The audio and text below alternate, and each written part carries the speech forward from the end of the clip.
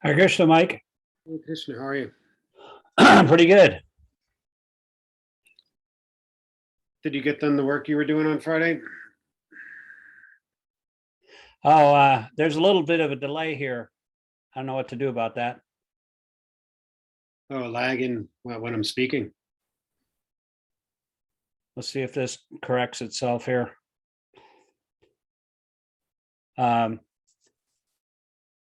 Yeah, I gotta ask David and the Pundit back. I got a little bit done that day, but we didn't get it all finished. Okay, so let me just start. I've been reading Madhya Lila Chaitanya Charitamrita, and this is right. You know, the Madhya Lila begins where Lord Chaitanya Mahaprabhu took sannyas and he had to leave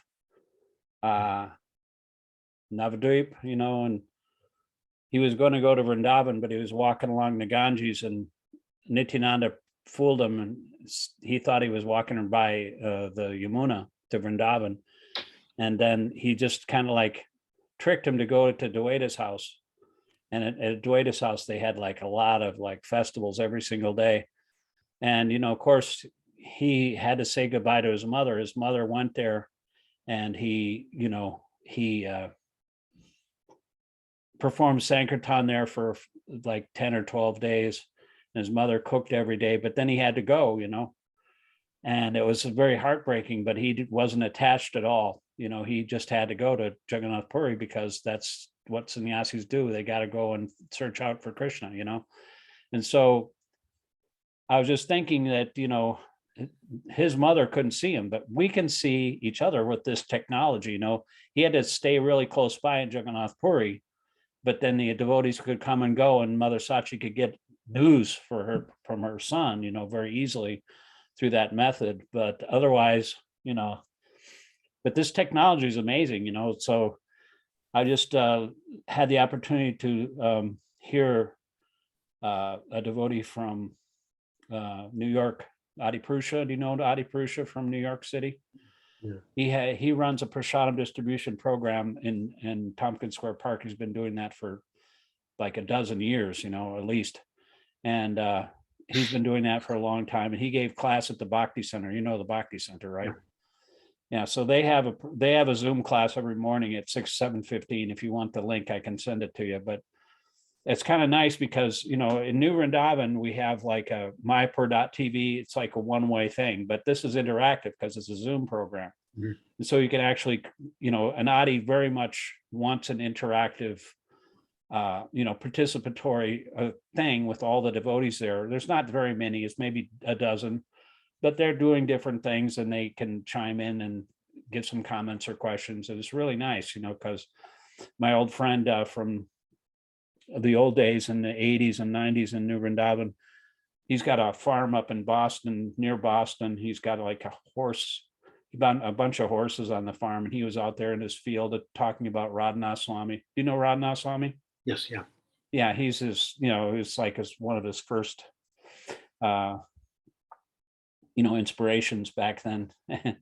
And it was a really funny story. But yeah, if you want that link, I can send it to you if you have. I mean, you're probably busy in the morning, but it starts at like 7:15 and goes to 8 o'clock, I believe. I don't know if you're busy then, but you can check it out if you want to. Yeah. But it's pretty nice. You know, the Bhakti centers are really got a lot of fired up devotees there. And so let me just get into it here. I don't know if my tray is going to get on here or not, but I believe we're at chapter 10 of the second chapter, or text 10 of the second chapter. Does that look right to you? Go back just a little bit. Let me see what the last.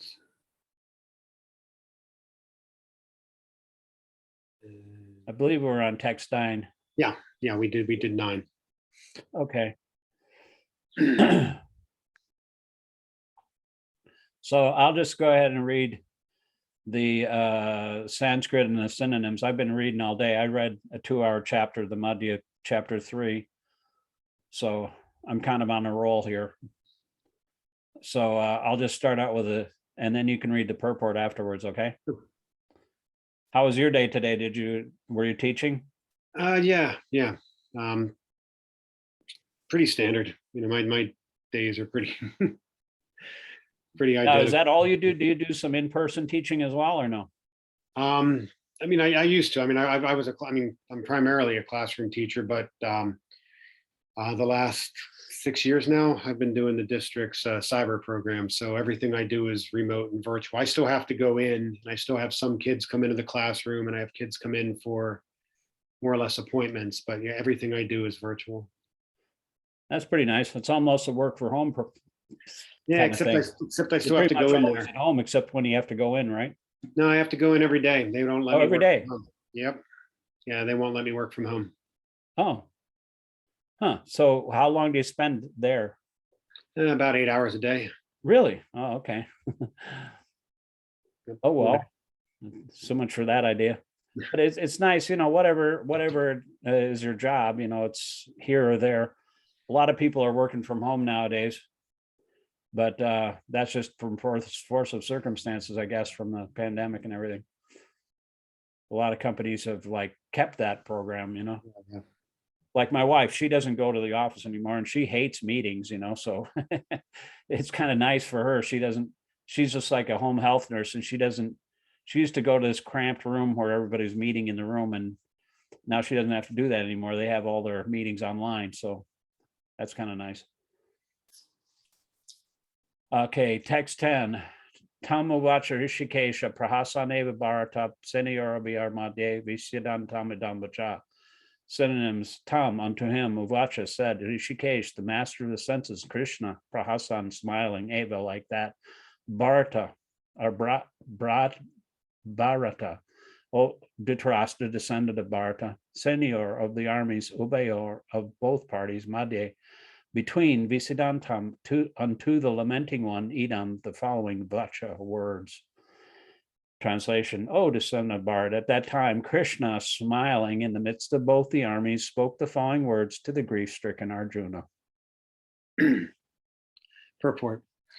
The talk was going on between intimate friends, namely the Rishikesha and the Gudakesha. As friends, both of them were on the same level, but one of them voluntarily became a student of the other. Krishna was smiling because a friend had chosen to become a disciple. As Lord of all, he is always in the superior position as the master of everyone, and yet the Lord agrees to be a friend, a son, or a lover for a devotee who wants him in such a role. But when he was accepted as the master, he at once assumed the role and talked with the disciple like the master, with gravity, as it is required. It appears that the talk between the master and the disciple was openly exchanged in the presence of both armies so that all were benefited. So the talks of Bhagavad-gītā were not or are not for any particular person, society, or community, but they are for all, and friends or enemies are equally entitled to hear them.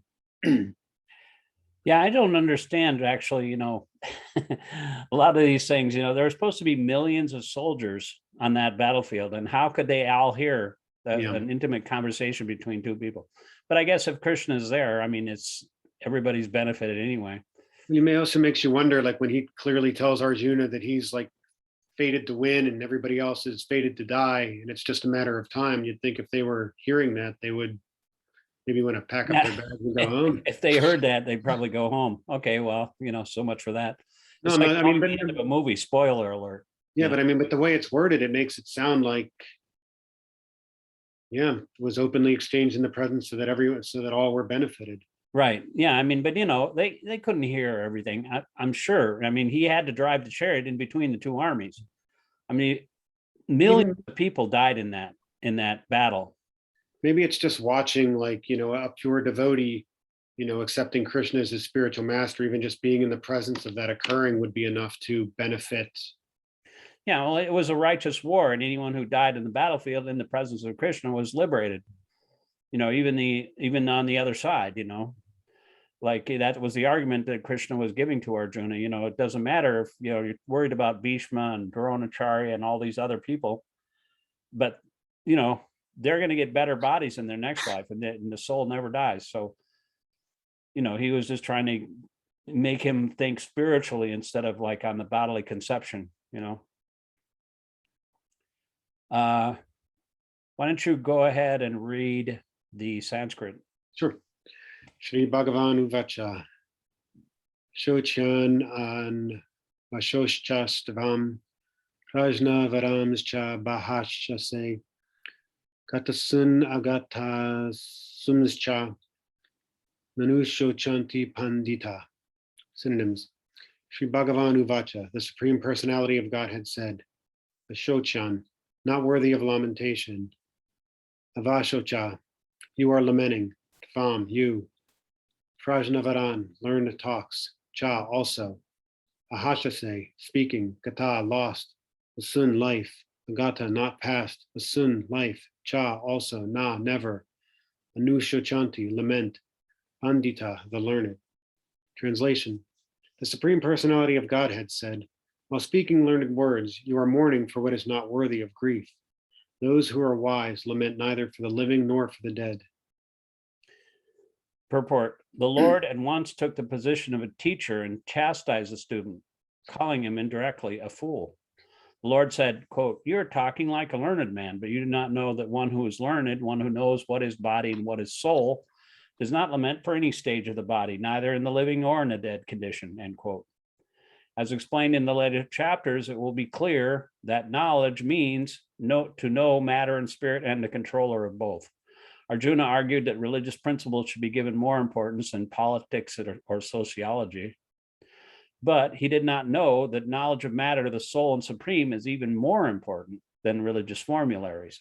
And because he was lacking in that knowledge, he shouldn't have posed himself as a very learned man. As he did not happen to be a very learned man, he was consequently lamenting for something that was unworthy of lamentation. The body is born, is destined to be vanquished today or tomorrow. Therefore, the body is not as important as the soul. One who knows this is actually learned, and for him, there's no cause for lamentation, regardless of the condition of the material body. It just reminds me of what I was just reading.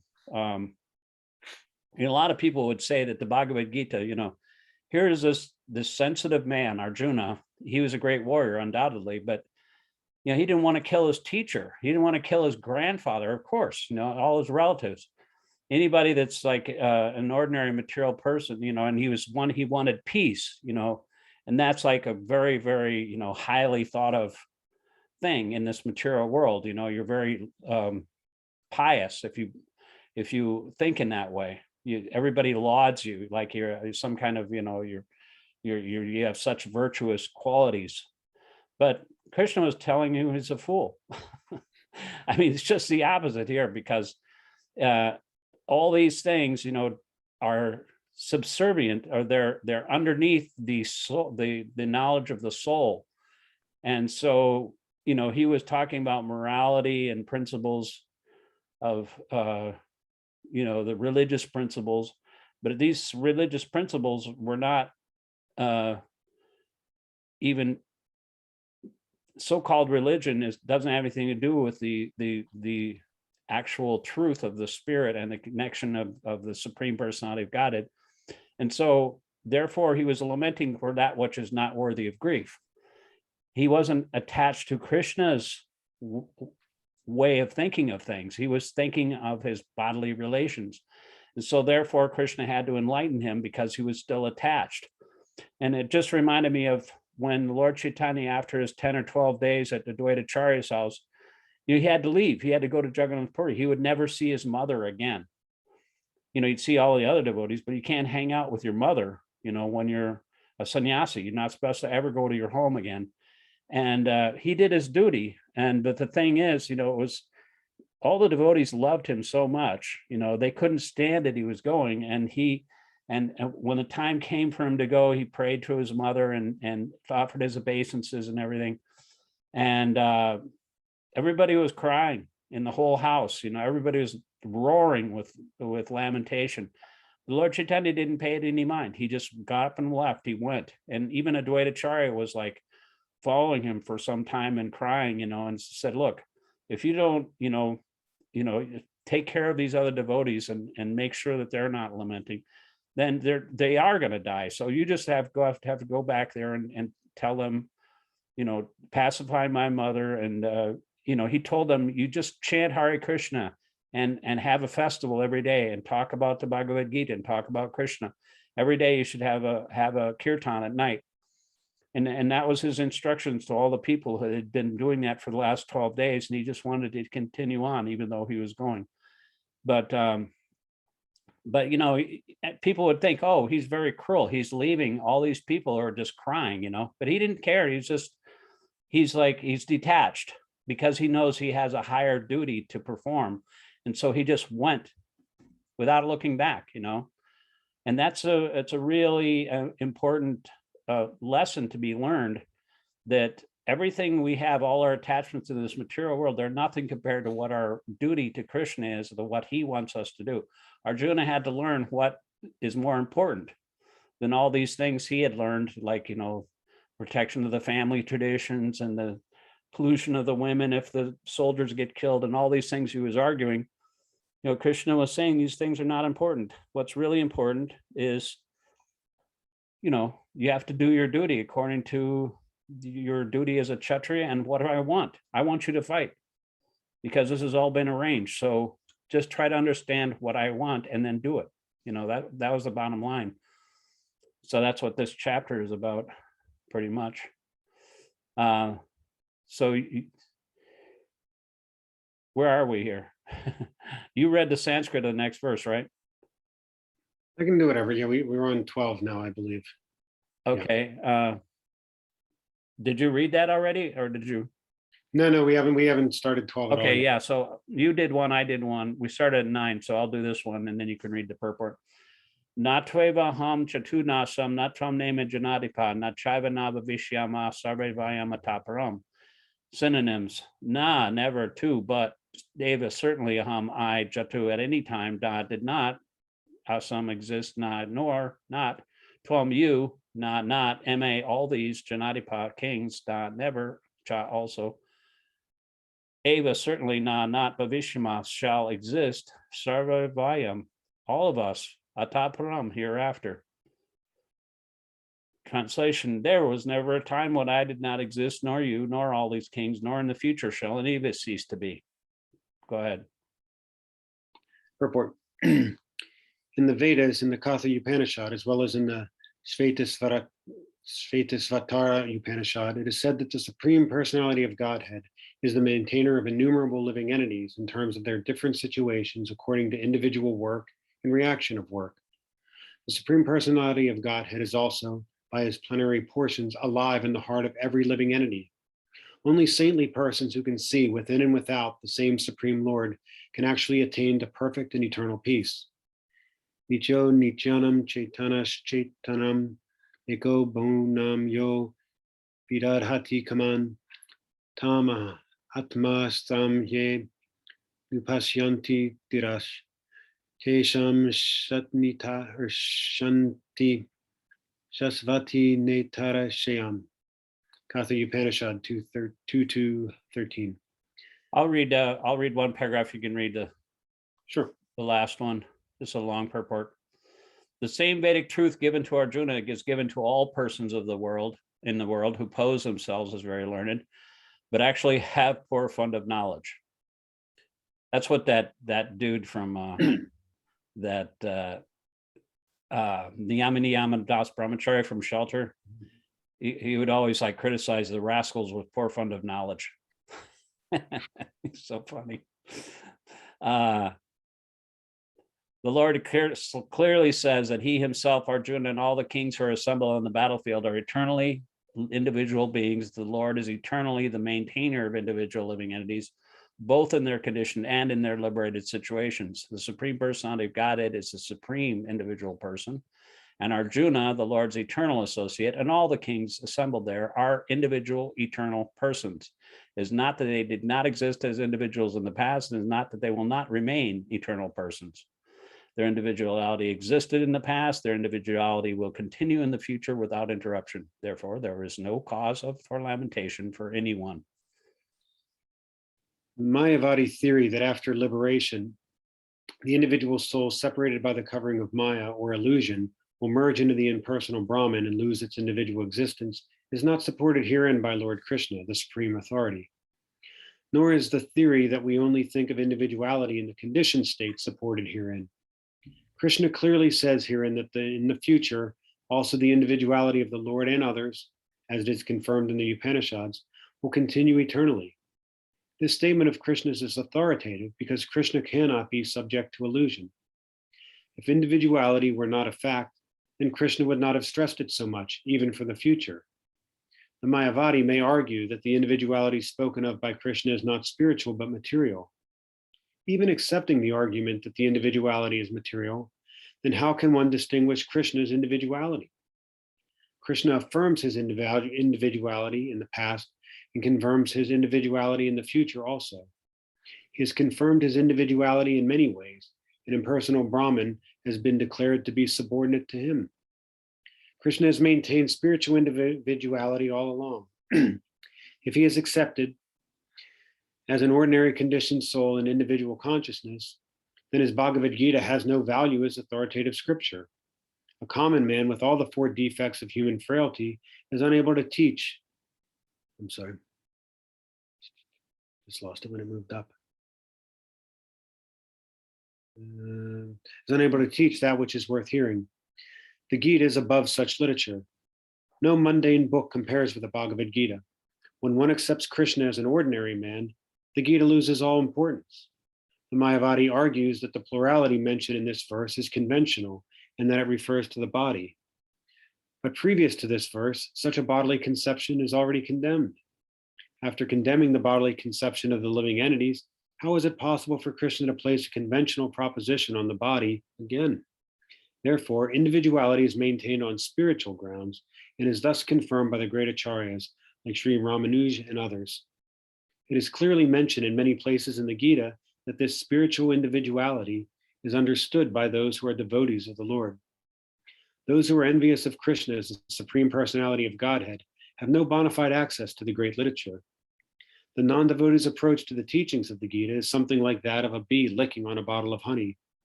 One cannot have the taste of honey unless one opens the bottle. Similarly, the mysticism of the Bhagavad-gītā can be understood only by devotees, and no one else can taste it, as it is stated in the 4th chapter of the book. Nor can the Gita be touched by persons who envy the very existence of the Lord. Therefore, the Mayavadi explanation of the Gita is a most misleading presentation of the whole truth. Lord Chaitanya has forbidden us to read commentations made by the Mayavadis and warns that one who takes to such an understanding of the Mayavadi philosophy loses all power to understand the real mystery of the Gita. If individuality refers to the empirical universe, then there is no need of teaching by the Lord. The plurality of the individual soul and the Lord is an eternal fact and is confirmed by the Vedas, as is mentioned above.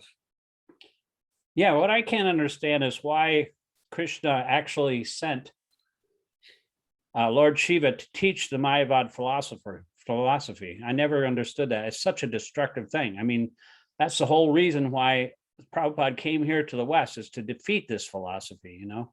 So why would he, you know, Lord Chaitanya said, anyone who listens to this philosophy is doomed. His spiritual life is finished. It's such a destructive thing. And it minimizes and offends Krishna. It's like the most offensive thing is to think that Krishna and all the spiritual world and the emotions is just Maya. You know, that's why they're called Mayavadis.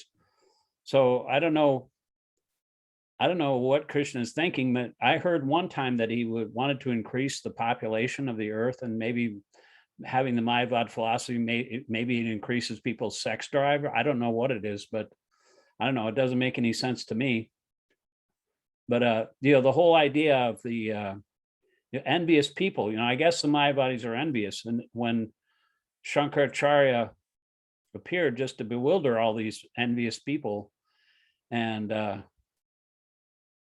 he rejected the Vedas. Oh no, that was the Buddha. The Buddha rejected the Vedas, but anyway, that's impersonalism too.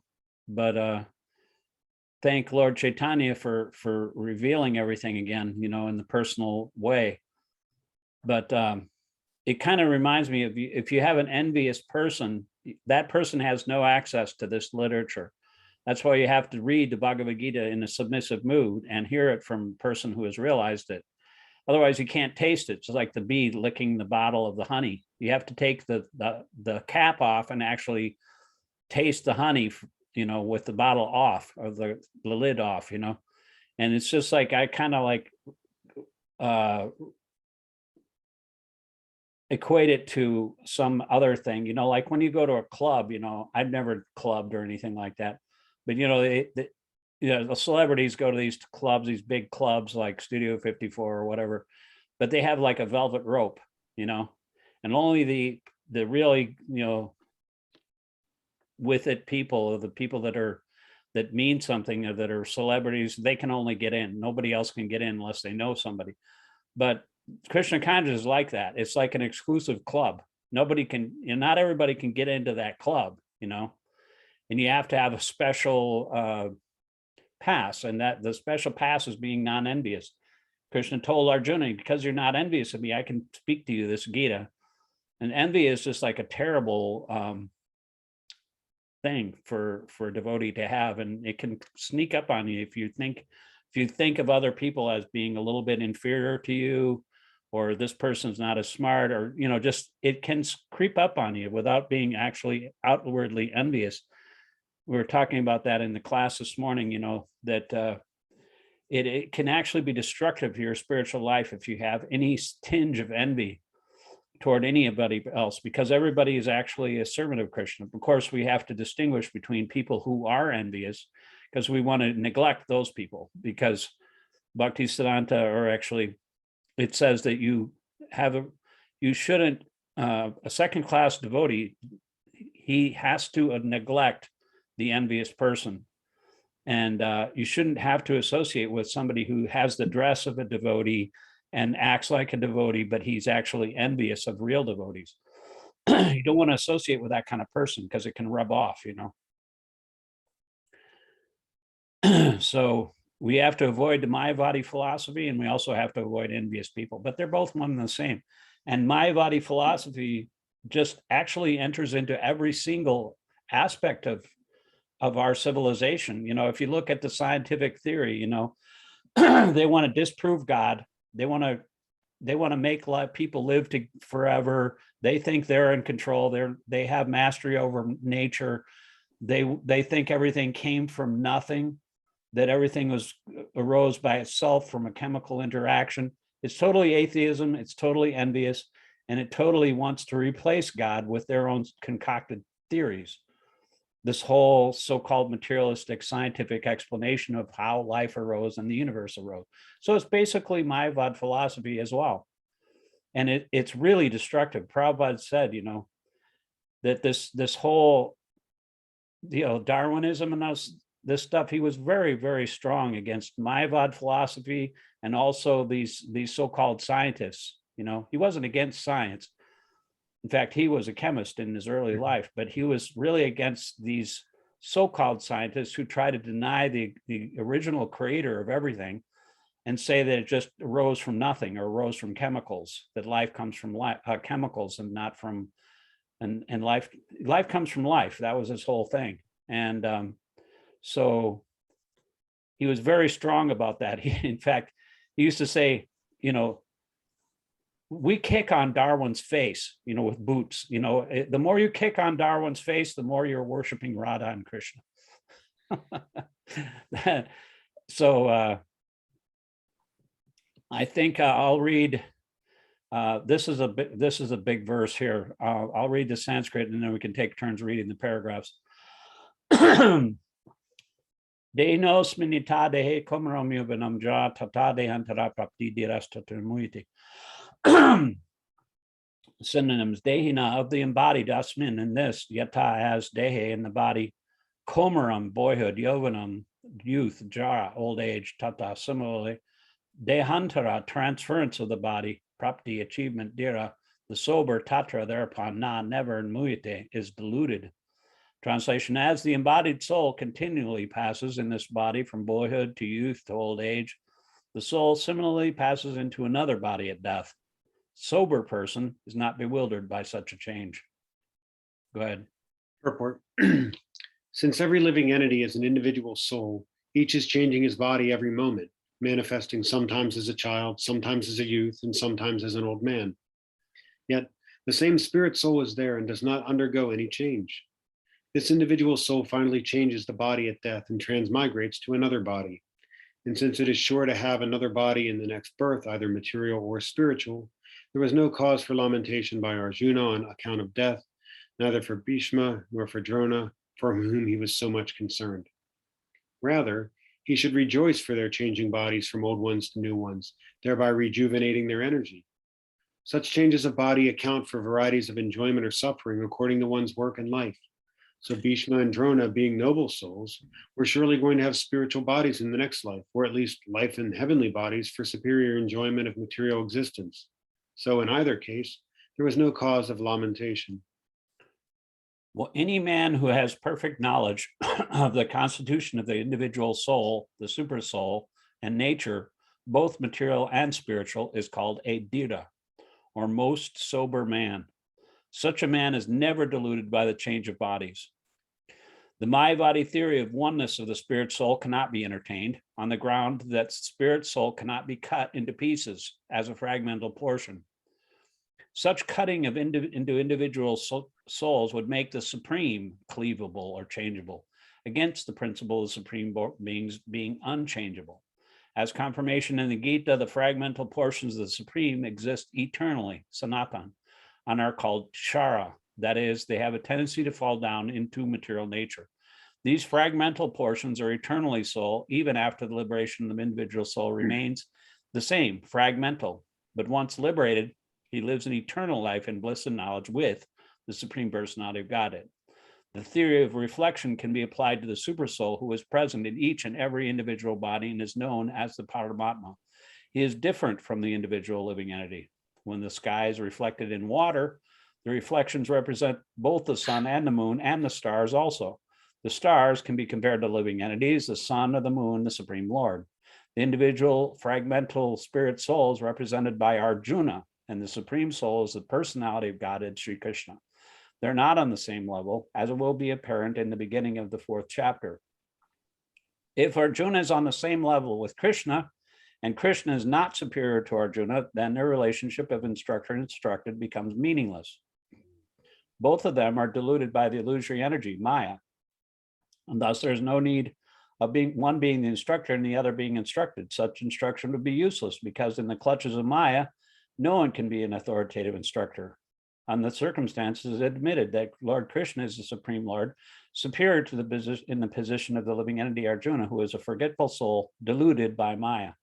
That would be like as if you were in class, and you just let any, Tom, Dick, or Hari Das kid, stand up and direct the class, instead of you. It would be meaningless because the students don't know as much as you do. So, the Mayavadis say that Krishna and Arjuna are the same. Everybody's like the same as Krishna, but it's not true. They're fragmentally, qualitatively the same, but Krishna is different in quantity. He is the complete whole, and we're meant to serve the Supreme, and we are always in a subordinate position. Krishna is always a superior. There's none equal to or greater than him. So therefore, once an intelligent person finds who is the greatest person, then they automatically want to serve that person. And Krishna says later on in the Gita, he says, once you know that I'm the supreme source of everything, then an intelligent person surrenders to me and serves me with all their hearts. So that's our position. That's our eternal position. It's our constitutional position, something you can never be taken away from the living entity because we're always that way, even in the spiritual world. There's no difference between the spiritual world and the material world for a devotee because he's doing the same thing in the spiritual world that he does here in this material world. So it doesn't really matter if we live or die because we do the same thing in the spiritual world as we do here. We just serve Krishna. We serve his interest, not our own. But everyone in the material world, they're living in the material world because they came here to serve their own interest and exploit the resources of material nature. That's not a very good idea because it's only suffering, The trying to serve the senses is just going to end in suffering. But when you serve Krishna, you're eternally happy. So go ahead and read the Sanskrit. Text 14. Matras Parshas tu Kunteya Shitoshna Sukha Dukkata Agama Payino Nitas Tams Tiksava Parat. Matras Parsha, sensory perception. 2, only. Kunteya, O son of Kunti. Sita, winter. Ushna, summer. Sukha, happiness. Dukkha, and pain. Da, giving. Gama, appearing. Apayina, disappearing. Anitya, non-permanent. Tan, all of them. Titikshava, just try to tolerate. Bharat, O descendant of the Bharat dynasty. Translation. O son of Kunti, the non-permanent appearance of happiness and distress, and their disappearance in due course are like the appearance and disappearance of winter and summer seasons. They arise from sense perception, O son of Bharat, and one must learn to tolerate them without being disturbed. Purport. In the proper discharge of duty, one has to learn to tolerate non-permanent appearances of happiness, non-permanent appearances and disappearances of happiness and distress. According to Vedic injunction, one has to take a bath early in the morning, even during the month of Magh, January and February. Very cold at that time, but in spite of that, a man who abides by religious principles does not hesitate to take his bath. Similarly, a woman who does not hesitate to cook in the kitchen in the months of May and June, the hardest part of the summer season. One has to execute his duty in spite of climactic inconveniences. Similarly, to fight is the religious principle of the Kshatriyas, and although one has to fight with some friend or relative, one should not deviate from his prescribed duty. One has to follow the prescribed rules and regulations of religious principles in order to rise up to the platform of knowledge, because by knowledge and devotion only can one liberate himself from the clutches of Maya. 2 different names are given of address are given to Arjuna are also significant. To address him as Kaunteya signifies his great blood relations from his mother's side, Queen of Kunti, or the Kunti's mother. She's the mother of Krishna, of Arjuna. And to address him as Bharat signifies his greatness from his father's side. From both sides, he's supposed to have a great heritage. Great heritage brings responsibility in the matter of proper discharge of duties. Therefore, he cannot avoid fighting. So I guess we're out of time. We don't have to stop exactly at this time, but should probably just keep it to 40 minutes. You know, when we have more than 2 people, they cut you off automatically. But I just had a question for you. Maybe you know this because you're familiar with the internet and online stuff and Zoom. Do you do Zoom or on your? No. You don't use Zoom? No. Do you record or stream any of your class sessions? A lot of what I do is more facilitating pre-existing material. I mean, occasionally I do, live stuff face-to-face, normally like one-on-one or small groups. Right. And I can record it, but I typically don't. Now, can you go from, if they have their special software there? We use through Microsoft. We primarily use a thing called Teams. Okay. And so we set up like what they call like Teams meets, where I can have, with similar to what we're doing here, that same level of functionality. I can share my screen, I can put stuff up. Right. It can be recorded, but I can also pay for that, right? Yeah, well, the district does, yeah. So Yeah, that's something that's paid for. Yeah, Zoom is free for 40 minutes for 2 people. For 2 people, it's actually free for a long time. But if you have more than 2 people, then they cut you off after 40 minutes. Okay. And also, I don't know, maybe you know, but they stream this simultaneously on YouTube and in the Bhakti Center in New York. And I didn't know that you could do that. I think they charge for that, the Zoom. They can link to social media and stream at the same time. And so if somebody has a channel like the Bhakti Center channel, everybody that's subscribed to that channel will get notified if they go live. And that's kind of interesting to me. I don't know how much it costs, but I don't know anything about streaming on YouTube. Yeah.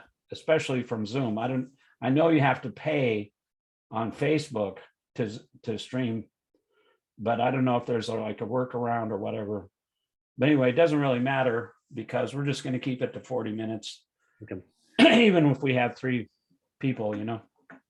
But anyway, thank you very much. Thank you. And so I'll see you on Wednesday. Okay, sounds good. Hare Hare Krishna. Krishna. Thank you.